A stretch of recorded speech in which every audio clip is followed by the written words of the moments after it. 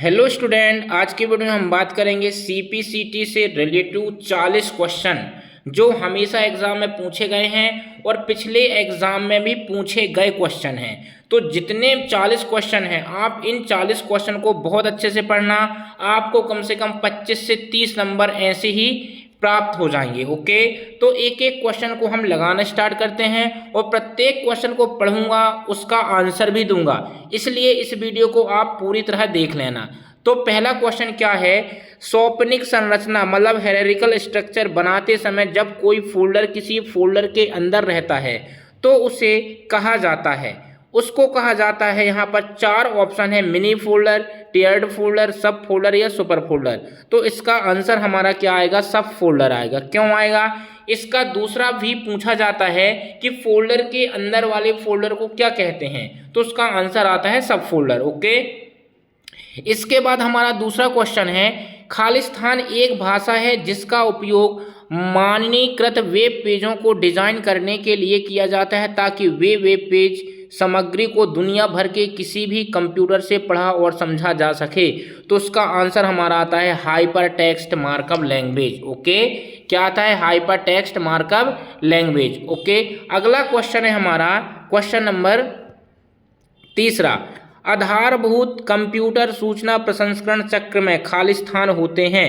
तो इसका आंसर आता है कि यदि कोई भी कंप्यूटर है तो उसमें क्या क्या होना चाहिए। तो पहला ऑप्शन है इनपुट, प्रोसेसिंग, स्टोरेज और आउटपुट। ठीक है ना, और इसका यही हमारा आंसर है कि कोई भी कंप्यूटर है तो कंप्यूटर में कम से कम इनपुट होना चाहिए, प्रोसेसिंग, स्टोरेज और आउटपुट डिवाइस होना चाहिए। राइट, इसके बाद अगला क्वेश्चन आता है क्वेश्चन नंबर 4। क्वेश्चन नंबर 4 में क्या है, पुनः प्रयोजित ऑप्टिकल भंडारण का सामान्यतः संक्षिप्त नाम होता है। तो इसका आंसर आएगा हमारा RW। क्या आएगा? RW, रीड और राइट। ठीक है, इसके बाद क्वेश्चन नंबर 5वां, एक ओपन ऑफिस राइटर में सबस्क्रिप्ट जोड़ने के लिए किस कुंजी संयोजन का यूज किया जाता है।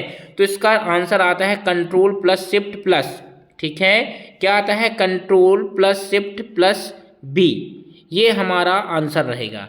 इसके बाद क्वेश्चन नंबर 6। क्वेश्चन नंबर 6 में क्या है हमारा, निम्न में से कौन सी एक आउटपुट डिवाइस नहीं है। अब यही बताइए, इतना सरल क्वेश्चन, और ये क्वेश्चन ध्यान रखना पूछे गए क्वेश्चन है, इसलिए मैं वो क्वेश्चन पढ़ाता हूँ जो आपके एग्जाम में आने वाले हैं। ठीक है, निम्न से कौन सा एक आउटपुट डिवाइस नहीं है। तो आपको डिवाइस नहीं है मतलब मॉनिटर एक प्रकार का आउटपुट डिवाइस है, प्रिंटर एक प्रकार का आउटपुट डिवाइस है, प्लॉटर एक प्रकार का आउटपुट डिवाइस है। तो यहाँ बचता क्या है? यहाँ बचता है स्कैनर।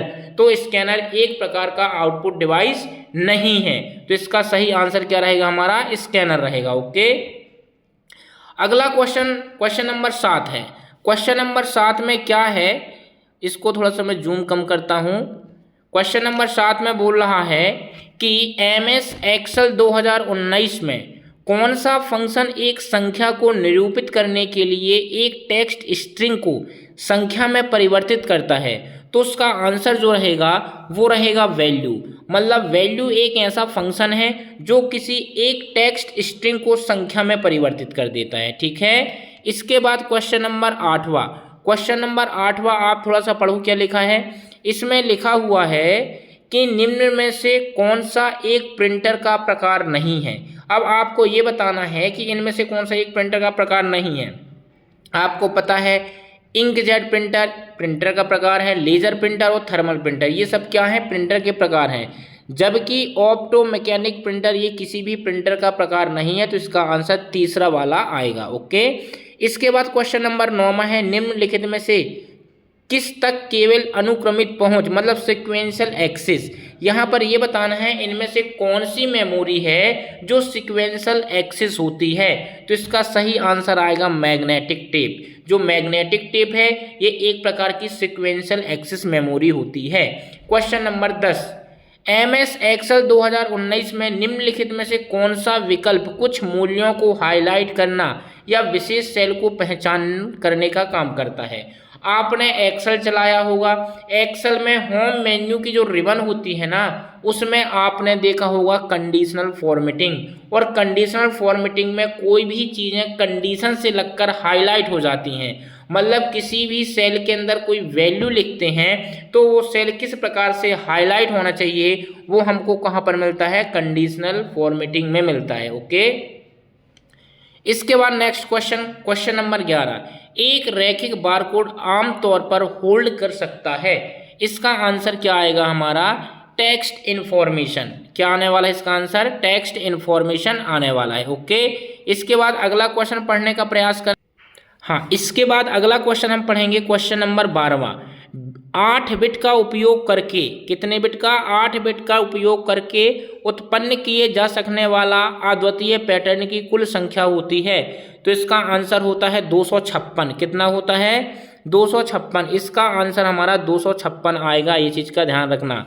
मतलब कि 8 बिट का उपयोग अपन करते हैं तो इसमें कुल संख्या कितनी होती है, तो इसकी संख्या कितनी होती है, 256 होती है।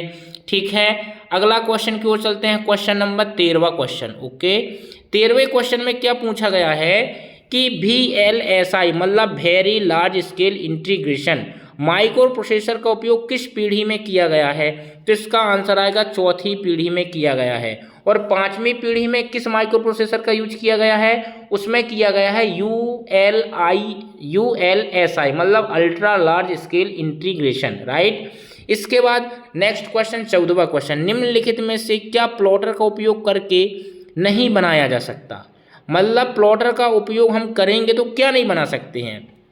आपको कॉमन सेंस होना चाहिए कि प्लॉटर का उपयोग करके हम वीडियो नहीं बना सकते हैं, तो यहाँ पर एक आंसर है वीडियो सीरीज नहीं बनाया जा सकता प्लॉटर का उपयोग करके।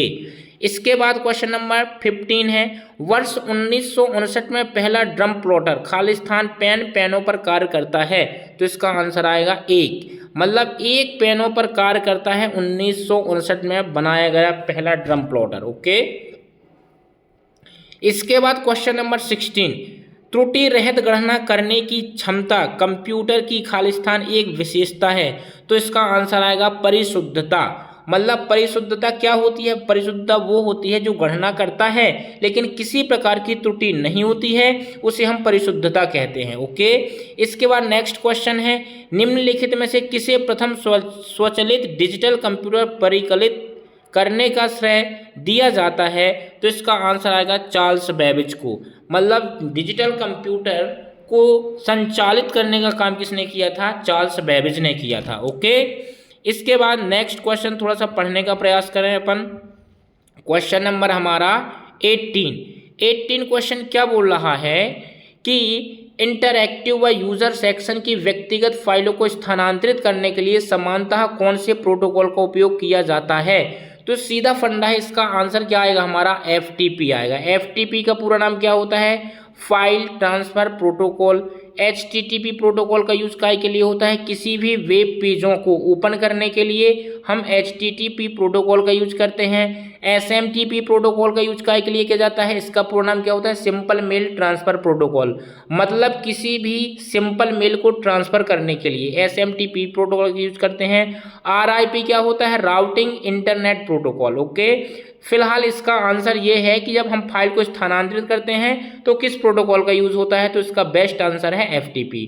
क्वेश्चन नंबर 19, निम्नलिखित में से कौन सा एकल उपयोगकर्ता सिस्टम है जिसमें मध्य शक्तिशाली माइक्रो प्रोसेसर होता है, तो उसका आंसर आएगा पर्सनल कंप्यूटर। ओके, इसके बाद नेक्स्ट क्वेश्चन 20, संपीड़न प्रारूप मतलब कंप्रेशन फॉर्मेट के संदर्भ में ALAC का अर्थ क्या होता है, तो इसका मतलब होता है एप्पल लॉसलेस ऑडियो कोडेक। ठीक है, ये क्वेश्चन इंपॉर्टेंट है, क्वेश्चन CPSC में पूछे गए हैं और जितने भी मैं पढ़ा रहा हूँ सारे के सारे क्वेश्चन इंपॉर्टेंट हैं, पूछे गए हैं। ओके, इसके बाद क्वेश्चन नंबर 21 की ओर चलते हैं। क्वेश्चन नंबर 21 क्या कह रहा है, जब आप स्क्रीन पर टेक्स्ट टाइप करते हैं तो हमेशा एक खड़ी काली रेखा ब्लिंक होती है, जिसे हम क्या कहते हैं, उसे हम कर्सर कहते हैं। मतलब यहाँ पर कर्सर की डेफिनेशन पूछा गया है कि आप कोई स्क्रीन पर कुछ भी टाइप करते तो एक खड़ी आड़ी लाइन होती है, उसे हम क्या कहते हैं, उसे तो हम कर्सर कहते हैं। ठीक है, मतलब ये छोटी छोटी बात पूछ लेता है जो किसी भी स्टूडेंट को समझ में नहीं आ पाती है। Okay, question number 22, system software computer की आंतरिक कार्यप्रणाली को मुख्यतः खाली स्थान के माध्यम से नियंत्रित करता है। तो इसका आंसर क्या आता है हमारा ऑपरेटिंग सिस्टम।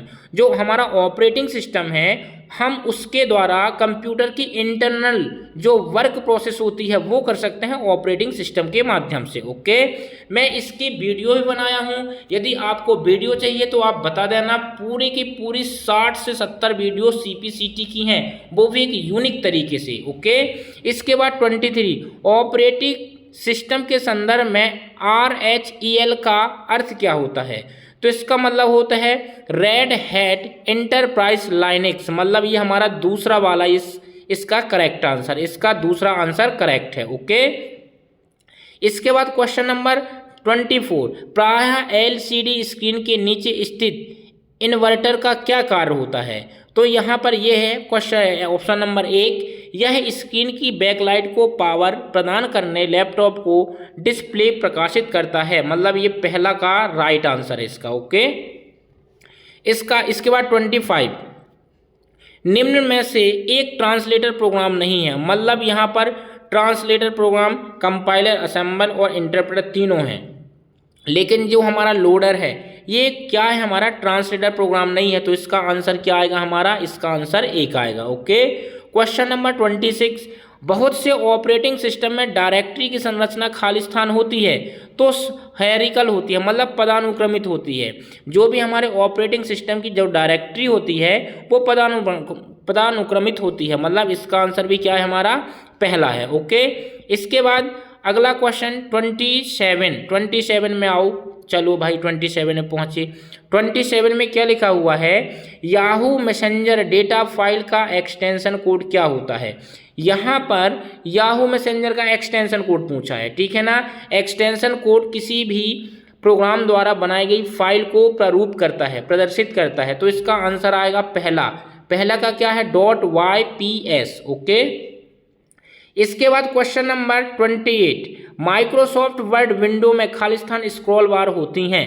तो यहाँ पर MS वर्ड में स्क्रॉल बार हमारी 2 होती हैं। कितनी होती हैं, 2 होती हैं। अब बोलोगे सर कहाँ होती हैं, एक हमारी होती है ऊर्ध्वाधर और एक होती है क्षैतिज, मतलब वर्टिकल एंड हॉरिजेंटल, 2 हमारी स्क्रॉल बार होती हैं। स्क्रॉल बार का उपयोग के लिए किया जाता है, डेटा को लेफ्ट टू राइट और अप डाउन करने के लिए स्क्रॉल बार का यूज किया जाता है। ओके, इसके बाद क्वेश्चन नंबर 29, एक दस्तावेज जिसमें किसी घटित घटना का विवरण होता है जिसके लिए आगे जांच की आवश्यकता होती है उसे खाली स्थान कहा जाता है। तो उसे कहा जाता है इंसिडेंट रिपोर्ट। क्या कहा जाता है, इंसिडेंट रिपोर्ट, मतलब इसका तीसरा आंसर एकदम करेक्ट है। ओके, इसके बाद क्वेश्चन नंबर 30, अप्राप्य कोड को निम्न में से किसका उपयोग करके ढूंढना सर्वाधिक उपयुक्त माना जाता है। तो कवरेज विश्लेषण। क्या इसका आंसर आएगा कवरेज विश्लेषण, मतलब इसका पहला आंसर सही है। इसके बाद 31 क्वेश्चन नंबर, निम्नलिखित में से कौन से नेटवर्क स्ट्रेटजी इंटरनेट पर व्यापक रूप से उपयोग किए जाते हैं। तो इसका आंसर आएगा क्लाइंट सर्वर, मतलब ऑप्शन नंबर 2। ऑप्शन नंबर 2 में क्या है हमारा क्लाइंट सर्वर आ जाता है। ओके, इसके बाद क्वेश्चन नंबर 32। क्वेश्चन नंबर 32 में क्या लिखा हुआ है, थोड़ा सा अच्छे देखना। 32 में लिखा हुआ निम्नलिखित में से कौन सा एक सर्च इंजन नहीं है। यहाँ पर पूछा गया है कि सर्च इंजन नहीं है भाई, तो गूगल एक सर्च इंजन है, याहू एक सर्च इंजन है, बिंग एक सर्च इंजन है, जबकि विंडोज एक सर्च इंजन नहीं है। तो इसका आंसर 1 आएगा। ओके, इसके बाद क्वेश्चन नंबर 13। क्वेश्चन नंबर 13 में क्या पूछा गया है, इसमें पूछा गया है कि निम्नलिखित में से किस प्रकार के विज्ञापन वेबसाइट पर पृष्ठों के बीच दिखाए जाते हैं। तो इसका राइट आंसर हमारा क्या है कि इंटरसीरियल बैनर जो है हमारे विज्ञापन साइटों के बीच दिखाए जाते हैं। ओके, इसके बाद क्वेश्चन नंबर 34 में जाते हैं हम। क्वेश्चन नंबर 34 में क्या है कि गूगल फॉन्ट के संदर्भ में फॉन्ट वजन का क्या अर्थ है, फॉन्ट वेट क्या होता है। तो फॉन्ट वेट का मतलब होता है यह दर्शाता है कि कोई कैरेक्टर कितना मोटा है, ये होता है फॉन्ट वेट, ठीक है ना। इसके बाद क्वेश्चन नंबर हमारा 35, MS एक्सेल 2019 में जो फॉर्मेट सेल है विंडो के नंबर टैब निम्नलिखित में कौन संख्यात्मक प्रारूप नहीं है। तो इसका आंसर आएगा $। डॉलर क्या है हमारा संख्यात्मक रूप नहीं है, जबकि करेंसी संख्यात्मक है, परसेंटेज भी है और फ्रैक्शन भी है, राइट। फिर आता है हमारा 36, निम्नलिखित में से कौन सी मेमोरी के प्रकार हैं। यहाँ पर पूछा गया है मेमोरी के कौन कौन से प्रकार हैं, तो भाई रजिस्टर मेमोरी होती है, प्राइमरी मेमोरी होती है, सेकेंडरी मेमोरी होती है, मतलब ये सभी के सभी क्या है हमारी मेमोरी के प्रकार, इसलिए इसका राइट आंसर क्या होगा ABC, सभी इसका राइट आंसर है, ओके। इसके बाद नेक्स्ट क्वेश्चन है हमारा 37 में क्या है हमारा, चलो भाई, MS एक्सेल 2019 में से किसी रेंज को कॉपी करने और सिलेक्टेड एरिया के आसपास खाली स्थान देता है, तो इसका आंसर आएगा मूविंग बॉर्डर। क्या देता है, मूविंग बॉर्डर, ओके। अगला क्वेश्चन है 38, MS वर्ड 2019 में पेज नंबर डालने के लिए, अब ये बताओ पेज नंबर डालने के लिए हम किसका उपयोग करते हैं, तो सीधी बात है भाई MS वर्ड में कुछ भी डालना है, डालना का मतलब होता है लाना, और लाना को इंग्लिश में क्या बोलते हैं, इंसर्ट बोला जाता है। तो सीधा सीधा फंडा है कि जहां इंसर्ट मेन्यू के अंदर जाएंगे और वहां पर पेज नंबर में क्लिक कर देंगे तो हमारा आ जाएगा, राइट। क्वेश्चन नंबर 39 में क्या है, MS वर्ड 2019 में डबल अंडरलाइन के लिए जो शॉर्टकट की होती है वो क्या होती है, डबल अंडरलाइन की शॉर्टकट की होती है Ctrl+Shift+D, ये क्या है हमारी डबल अंडरलाइन की शॉर्टकट की है, ओके। इसके बाद लास्ट क्वेश्चन इंपॉर्टेंट क्वेश्चन है, कंप्यूटर कीबोर्ड में टैब कुंजी से आप क्या समझते हैं, तो जो इसका आंसर रहेगा वो रहेगा हमारा पहला वाला, कंप्यूटर कीबोर्ड पर ऐसी कुंजी जो टैब कैरेक्टर इंसर्ट करती है, ठीक है। तो ये हमारा पहला वाला आंसर है। इस प्रकार में जितने भी इंपॉर्टेंट क्वेश्चन हैं सभी इंपॉर्टेंट क्वेश्चन को आपको बना दिया। तो इस वीडियो को मैं यहीं फिनिश करता हूँ। वीडियो पसंद आए तो लाइक करें, शेयर करें, सब्सक्राइब करें। धन्यवाद।